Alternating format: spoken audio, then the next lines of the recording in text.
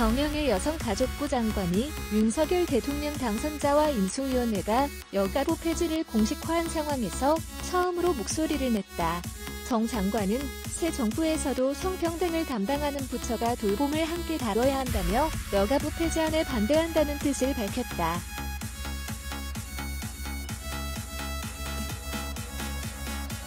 정영애 여성가족부 장관은 지난 1일 페이스북에 올린 글에서 오늘 아침 한 일간지에 글을 읽으며 여성가족부 장관으로서 여성가족부의 존재 이유에 대해 다시 한번 생각하게 되었다며 올바른 지적은 달게 받아야 하나 여가부의 그동안의 노력이 오해되는 부분에 대해서는 설명이 필요하다고 생각한다고 썼다. 여는 호라살과로 동아일보다는 호라살과로는 이날 여성가족부 그 존재의 이유라는 제목으로 여가부가 제 기능을 하지 못했다는 취지의 칼럼을 실었다.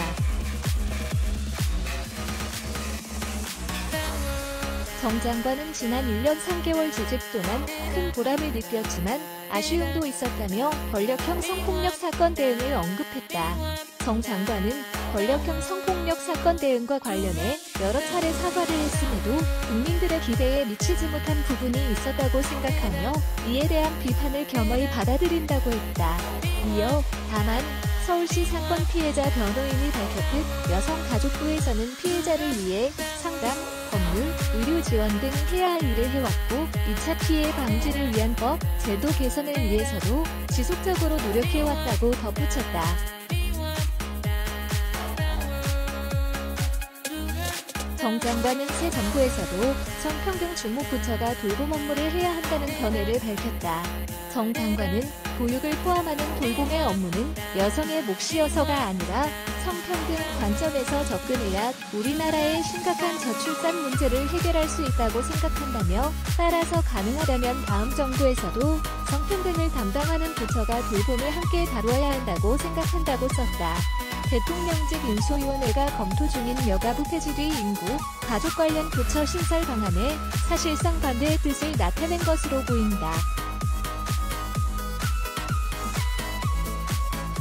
정 장관은 여가부 장관 13명을 모두 여성이 독차지하고 있다는 비판에는 모든 장관이 남성이었던 수많은 부처에 대한 의문 제기가 먼저라고 반박했다. 정 장관은 다른 성평등 국가처럼 여성 고위직이 40-50% 이상이 된다면 여가부 장관의 성별은 중요하지 않다며 우리나라의 경제적, 외교적 이상에 비해 형편없이 낮은 고위직, 정무직 비율을 안다면 왜 여가부 장관이 여성인지보다 그동안 모든 장관이 남성이었던 수많은 부처에 대한 의문 제기가 우선되어야 할 것이라고 했다.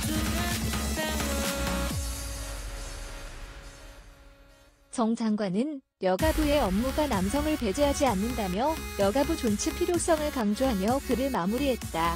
정 장관은 여가부에서는 디지털 성폭력 피해자, 학교 밖 청소년 지원 등 여가부가 추진하는 모든 업무 속에서 결코 남성을 배제하지 않는다.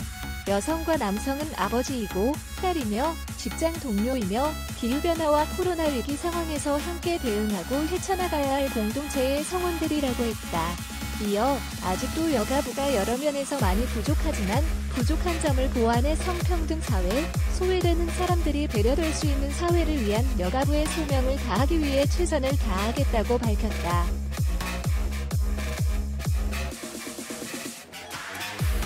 한겨레 임재우 기자 어바도에타니.co.kr